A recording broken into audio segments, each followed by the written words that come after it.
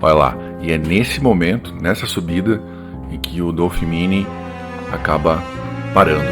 E aí, olha só, ele vai lá olhar o capô do carro para verificar o que aconteceu, se deu superaquecimento ou alguma situação mais grave.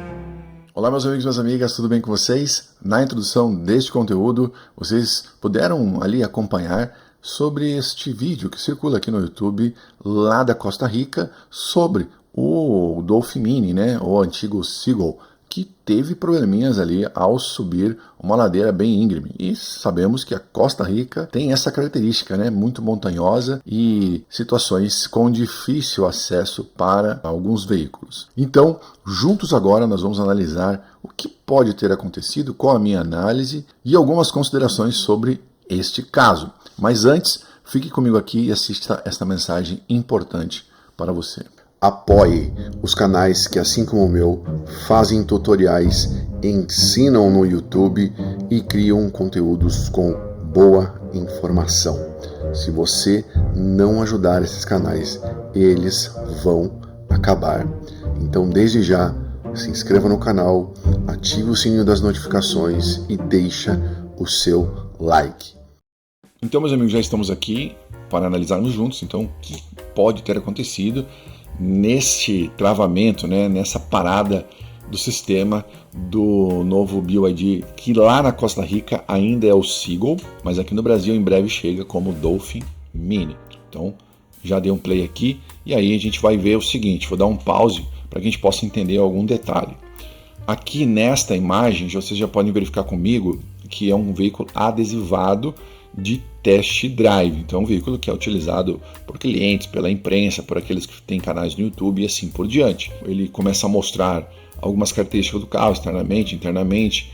Vemos aqui no painel que pela autonomia de quilometragem restante aqui no painel do Dolphin Mini, então ele tem 234 anos de autonomia com 63% de bateria.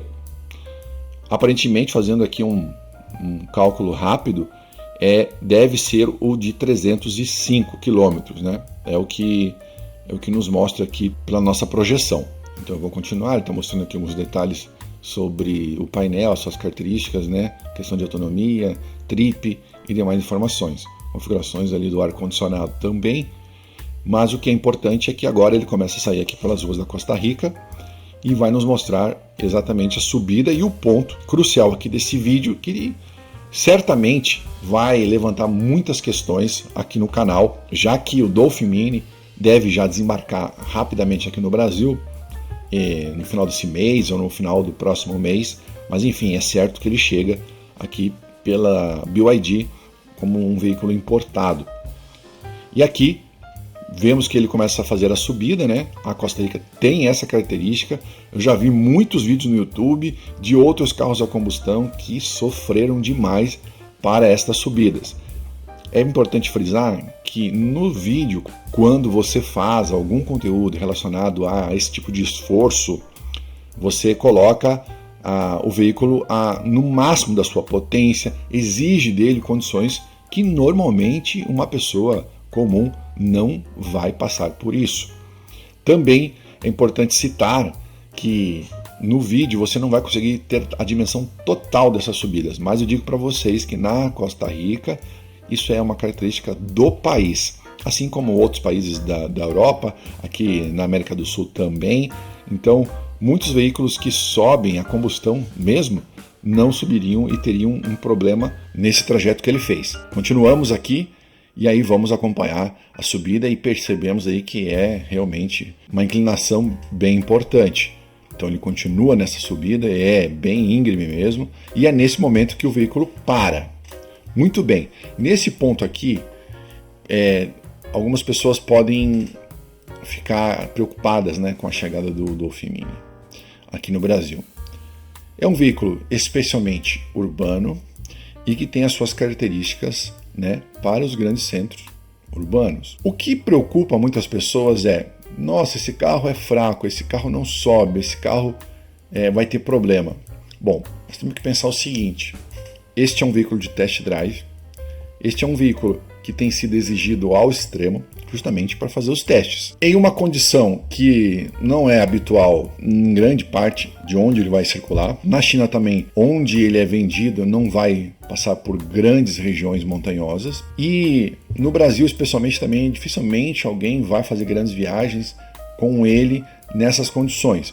Acontece que, ao ser exigido ao extremo, até por uma medida de segurança, antes que possa acontecer algo mais grave, né, a elevação da temperatura, porque o veículo elétrico ele trabalha em condições perfeitas de temperatura, e se isso for excedido ao ponto em que ele perceba que possa ocorrer algo mais grave, então ele vai ativar o sistema de emergência, que foi o caso que deve ter acontecido aqui, justamente pelo esforço máximo que ocorreu com o carro. Provavelmente ele não foi com o pé mais leve, provavelmente ele foi com o pé lá no fundo, e certamente se você andar desse jeito o tempo todo, com certeza o sistema vai entender que algo está errado e ele vai agir. Mas isso até, de certo modo, é muito bom, porque se fosse um veículo a combustão, poderia ter um problema muito mais grave e interromper, né, o prosseguimento da viagem. Aqui neste caso, continuando, ele parou o carro, então ele desceu ali do carro e foi olhar o capô, abriu o capô, abriu o motor para verificar se tinha ocorrido algum vazamento, se tinha ocorrido alguma situação diferente.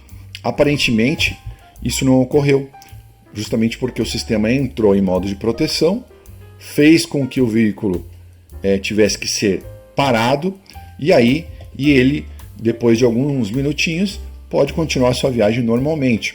Então, eu vejo isso até com bons olhos, porque justamente a empresa que fabrica o carro, que produz o carro, ela tem que pensar em todos os públicos, porque vai ter gente que vai andar, ok, esse veículo não é um veículo elétrico, mas ele não é um veículo com alto desempenho, ele é um veículo para você rodar tranquilo, para você fazer uma sua economia de combustível que você gastava demais. Então ele é um veículo para esse tipo de público. Não adianta você chegar que vai pegar um Dolphin Mini e vai descer a lenha nele e vai achar que tudo vai funcionar normal. Não. As pessoas precisam entender que o veículo elétrico tem as suas características, e não é porque ele é um veículo elétrico que você pode pisar que não vai acontecer nada. Não, não é isso. Eu fiz vídeos aqui no canal já falando sobre subidas com o BYD Dolphin, no meu caso, e posso falar para vocês. Recentemente fiz uma viagem para a região serrana e aqui do estado de São Paulo, com subidas bem íngremes também, com 4 pessoas e carregado, e o veículo não teve nenhum problema, né? Não teve nenhum problema, eu consegui ultrapassar todo mundo na subida. Enfim, também não sei se neste caso aqui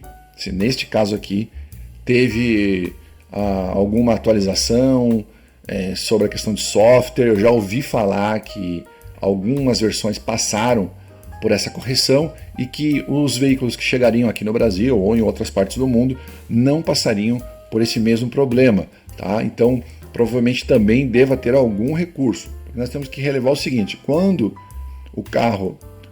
e em quais outras condições isso seria você colocar uma situação dessa bem extrema? Isso é muito difícil, isso é bem raro, até porque, como eu já falei, o público-alvo desse veículo não é para este tipo de uso.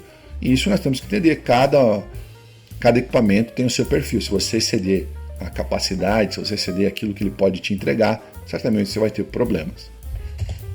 Chegou no topo lá, estacionou o carro já, né, no fim do trecho lá do Seagull. Essas foram as minhas considerações, e eu acho realmente que ele exigiu o veículo ao extremo. É legal que seja exigido ao extremo, mostra pra gente quais são as capacidades reais desse veículo, e como eu já disse para vocês, o público-alvo deste carro não é para esse tipo de uso, tá? Isso aqui é um teste, é uma situação totalmente ao extremo, coisa que, ao que se destina esse veículo, ele não passará nem perto, ou se passará, vai ser em algumas condições bem específicas. Então foi isso, meus amigos e minhas amigas, aqui do canal Tech Demais ao TV. Espero que vocês tenham gostado. Se inscrevam no canal, ative o sininho das notificações e deixem o like. O like é importante, mesmo que você já seja inscrito e goste do conteúdo. Se você não der o like, o YouTube vai entender que mesmo para você que já me acompanha, você não gosta do conteúdo.